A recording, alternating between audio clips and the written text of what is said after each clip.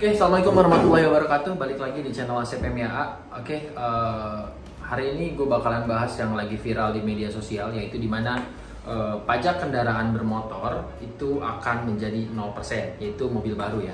Oke, sebelumnya gue mau cerita dulu.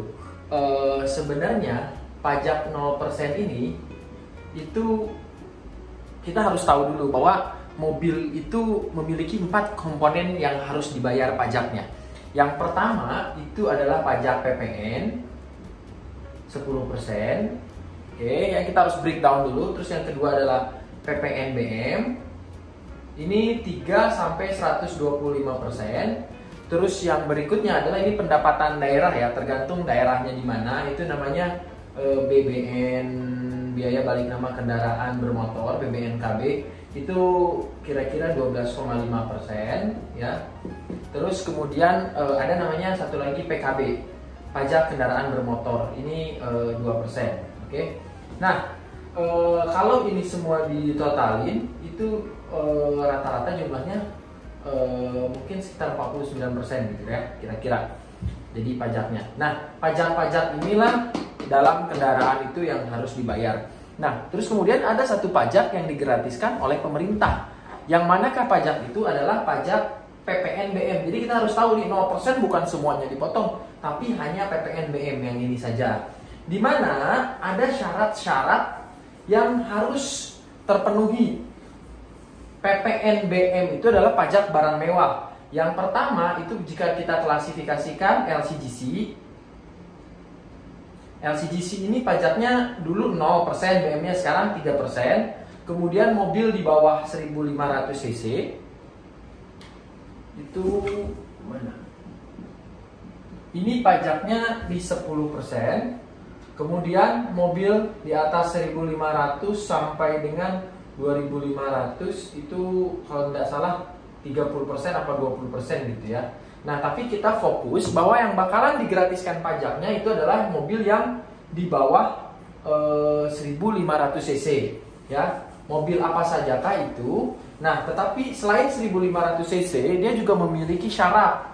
Yang pertama, mobilnya harus di bawah 1500 cc. Terus yang kedua, dia harus CKD atau produksinya lokal, jadi nggak boleh mobil bilak. CKD. Terus yang berikutnya dia harus komponen produksinya itu di atas 70% lokal. Spidolnya habis. Oke. Harus 70%.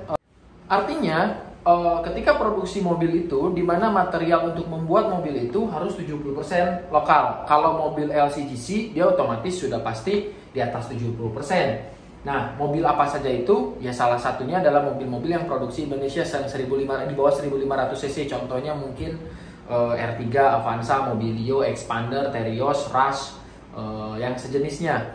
Nah, mobil-mobil itu akan dipotong atau relaksasi pajak untuk PPN BM-nya, yaitu sebesar 100%.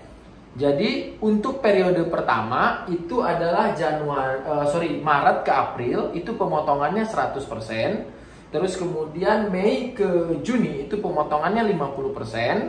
Terus dari Mei, Juni, Agustus, September itu pemotongannya tinggal 25%. Jadi ini dilakukan secara bertahap gitu loh. Terus harus memenuhi syarat yang tadi. Jadi tidak semua. Jadi kalau kita mau asumsikan atau kita mau hitung-hitung, sebenarnya kalau kita lihat angka, kita bisa lihat buka STNK mobil kita. Misalkan contoh Daihatsu Ayla ya, di STNK itu misalkan pajaknya 2 juta. Berarti kan dia tidak kena PPN BM. Berarti kan tinggal dikali ke dia kan 2 juta itu 2%-nya, berarti kan tinggal ditambah 50%-nya, kira-kira sih jadi 3 juta. Nah, akan tetapi seperti mobil yang R3, Avanza, Mobilio ini sangat lumayan dan menarik. Kenapa? Karena kalau kita lihat itu pajaknya bisa sampai 27 juta. 2.700.000. Maka 10%-nya PPN BM-nya itu bisa sampai 27 juta. Ini menarik tentunya, dan ini dilakukan pemerintah agar industri otomotif kembali meningkat begitu.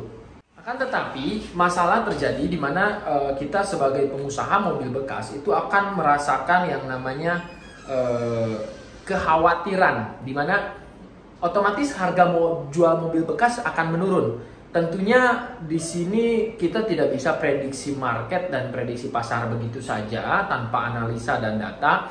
Kita harus tetap melihat bagaimana keadaan di pasar dan kondisi pasarnya gitu loh. Kalau kita melihat memang dengan adanya penurunan yang harga yang lumayan signifikan itu pasti berpengaruh terhadap harga jual kendaraan mobil bekasnya atau resale value-nya. Karena kenapa? Otomatis kan. So, saya berpesan buat teman-teman showroom mobil bekas terutama yang di Batam, di mana di Batam ini ada sebuah keunikan di mana PPN aja yang 10% itu sudah nggak ada dan tinggal PPN BM itu juga dihapus lagi, otomatis harga mobilnya bakalan murah. Jadi saya menyarankan buat teman-teman nggak usah khawatir, tetap beli mobil dengan biasa, cuman mungkin harga akan ada penurunan, tetapi jangan sampai signifikan.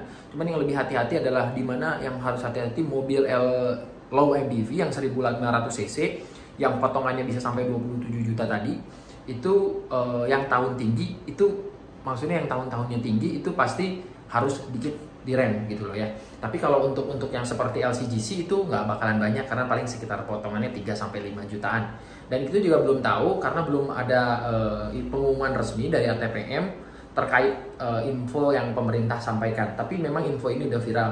Juga buat teman-teman yang rencana beli mobil bekas, jangan khawatir, tetap beli mobil bekas saja. Kenapa? Karena saya yakin harganya tetap bakalan mobil bekas lebih murah dan selisihnya bakalan jauh. Terutama kalau beli di RAM showroom ya. Oke, mungkin hanya itu informasi yang bisa saya sampaikan. Jika ingin bertanya boleh langsung DM Instagram atau langsung tanya di komen di YouTube-nya. Semoga informasi yang saya sampaikan bisa membantu teman-teman, terutama teman-teman yang bergerak di bidang penjualan mobil bekas atau showroom mobil. Oke, thank you, semangat.